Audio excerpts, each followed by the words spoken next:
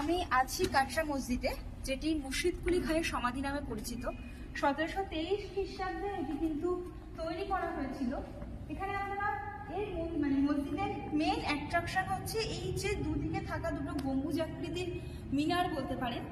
কথিত আছে এখানে নাকি আরো 3খানা মিনার ছিল, কিন্তু ভূমিকম্পের কারণে 3টে মিনারই নষ্ট হয়ে যায়।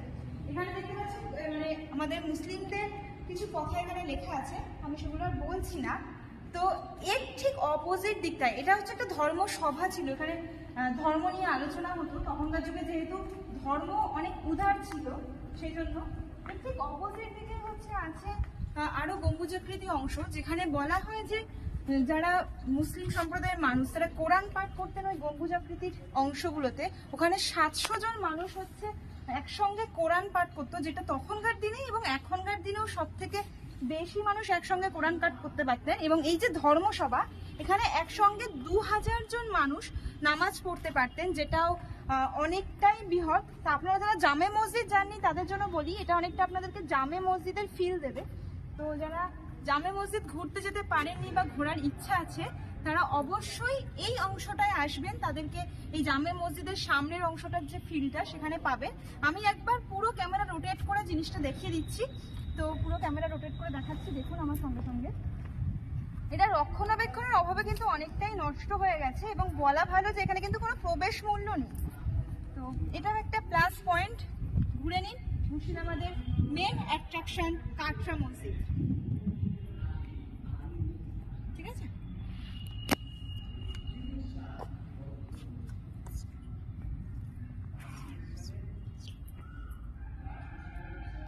এবার নিচের দিকে নামছি, আরো নিচের দিকে নেমে কথিত আছে যে এই যে উপরটা, এই নিচটাতে হচ্ছে মুর্শিদ কুলি খানের কবর আছে। আমরা কবরের দিকে আরো এগিয়ে যাচ্ছি।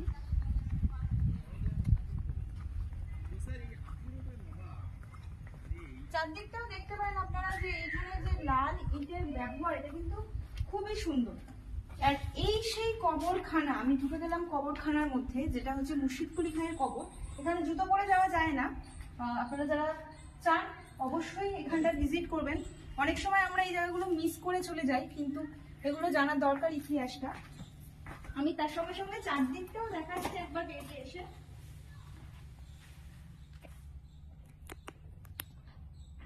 আমি 360 ডিগ্রি মোড করে একবার পুরো কাটরা মসজিদকে ঘুরেছি, আপনারা আমার সঙ্গে সঙ্গে দেখতে থাকুন। আমরা উপর থেকে নেমে আসলাম এগুলোতে, এগুলো ওই লাল ইটের ব্যবহার হয়েছিল। আপনারা চাইলে এখানে গাইডও নিতে পারেন, গাইড মূল্য 50 টাকা। আর পুরো দিকটা একবার ঘুরুন, দেখুন সবটা। কেমন লাগলো অবশ্যই জানাবেন, আর ভালো লাগলে চ্যানেলটিকে সাবস্ক্রাইব করবেন, লাইক করবেন এবং কমেন্ট করবেন। এখানে আরো দুটো মিনার ছিল, যেমনটা দূরের দিকে দেখতে পাচ্ছেন। চারদিকে 4টে মিনার ছিল।